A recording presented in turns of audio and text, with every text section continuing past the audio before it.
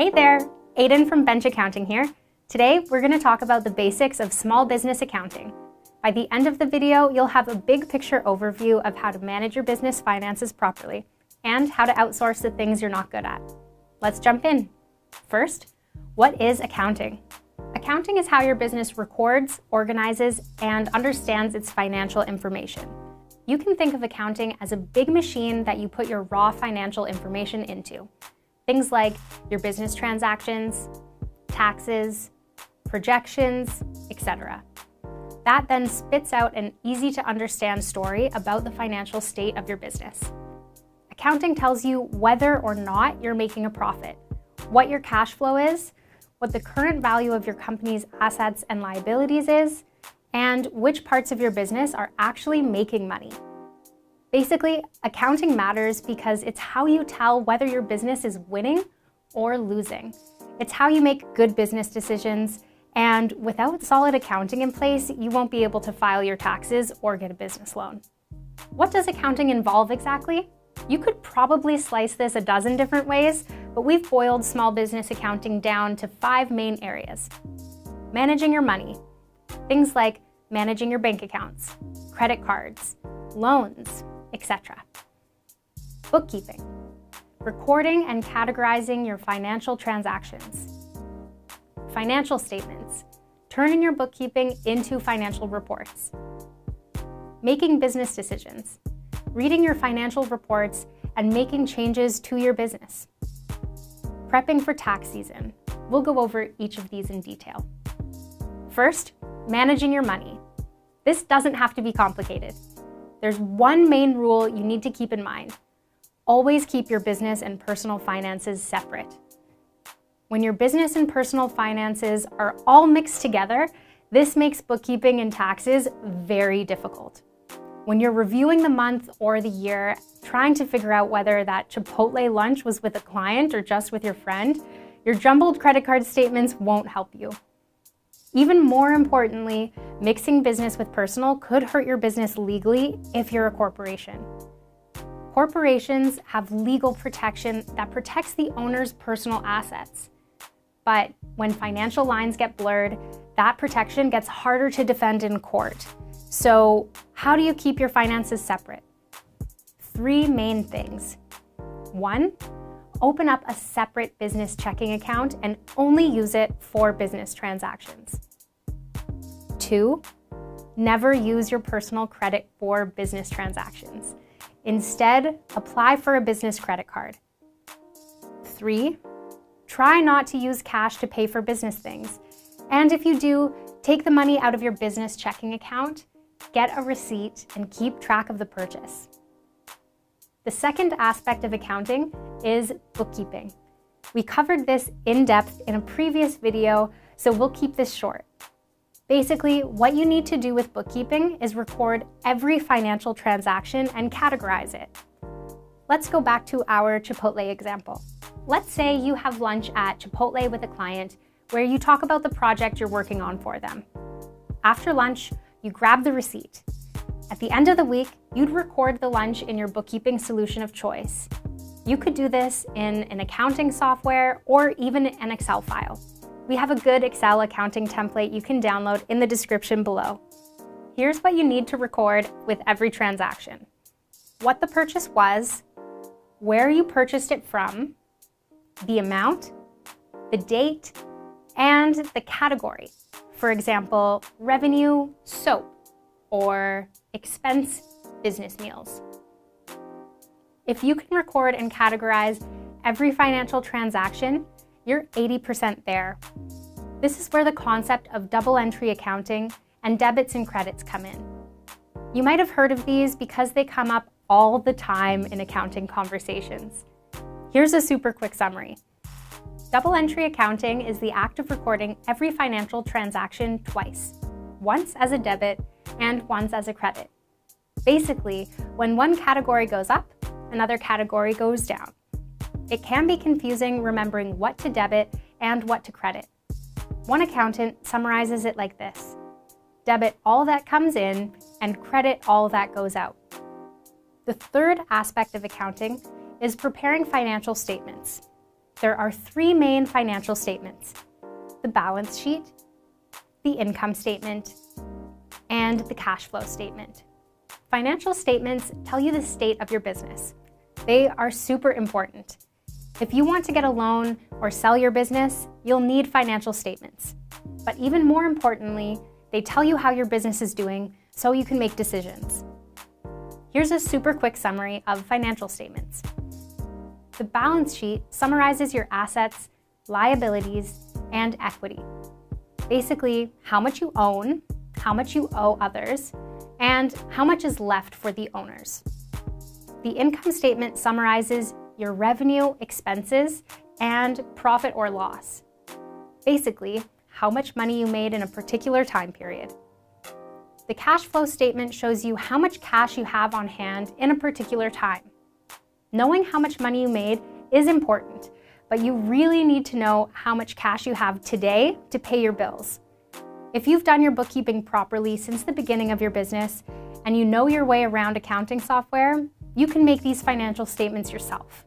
However, most business owners don't have this level of financial savvy. That's okay. You can get a bookkeeper to do it for you. For example, here at Bench, we do the books for small business owners and send them key financial statements each month. Actually, we just upload it into the Bench app so you can log in and view them anytime. The fourth aspect of accounting is making business decisions.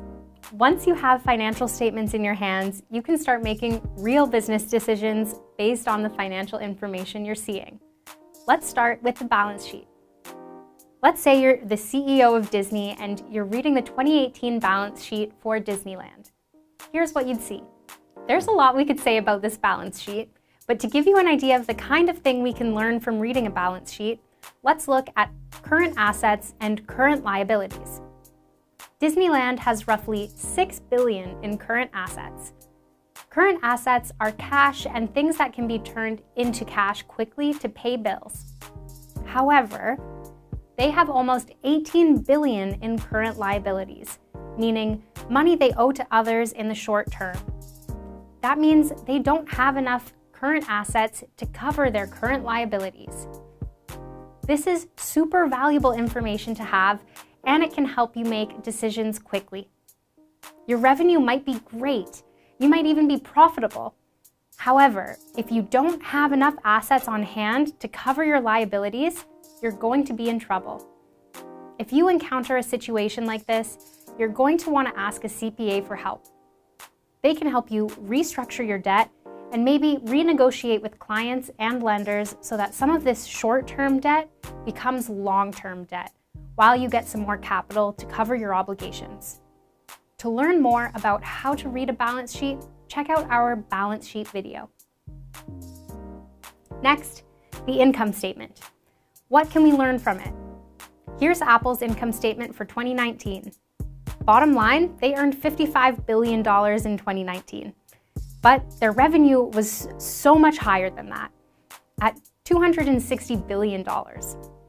So the question is, are they spending too much money? Are they leaving profit on the table?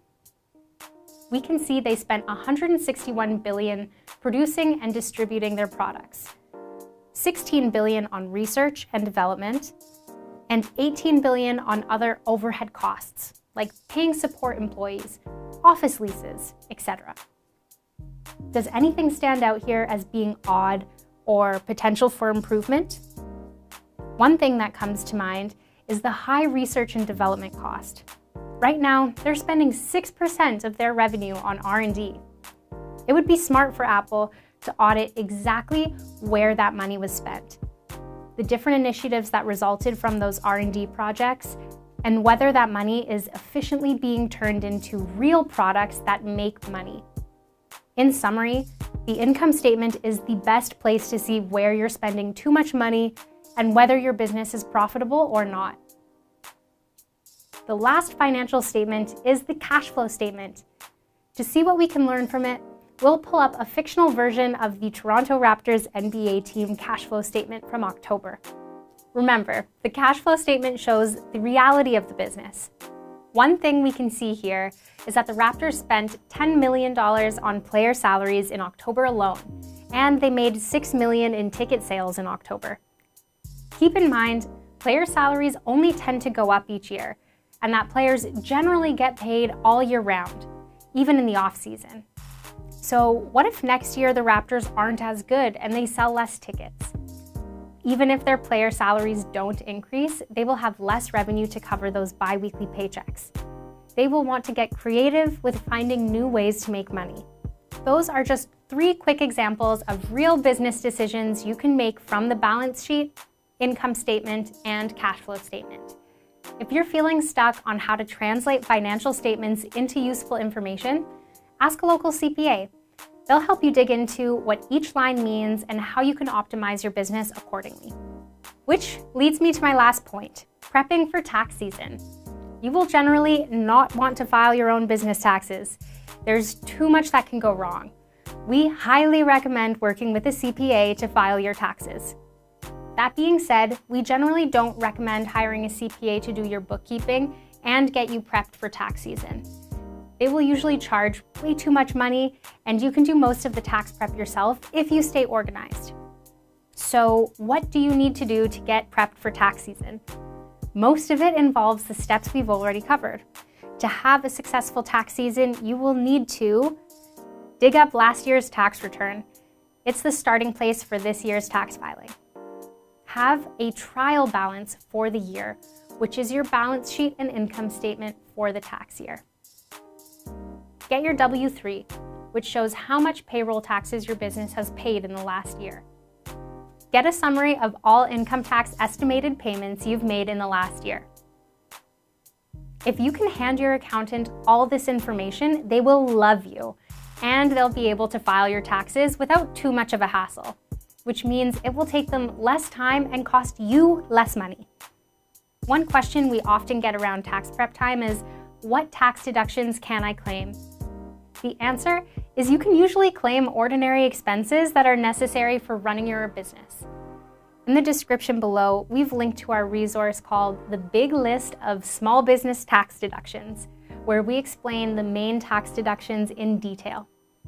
That's it. While you may not know as much as an accountant, after watching this video, you at least know all the major accounting basics related to running your own business.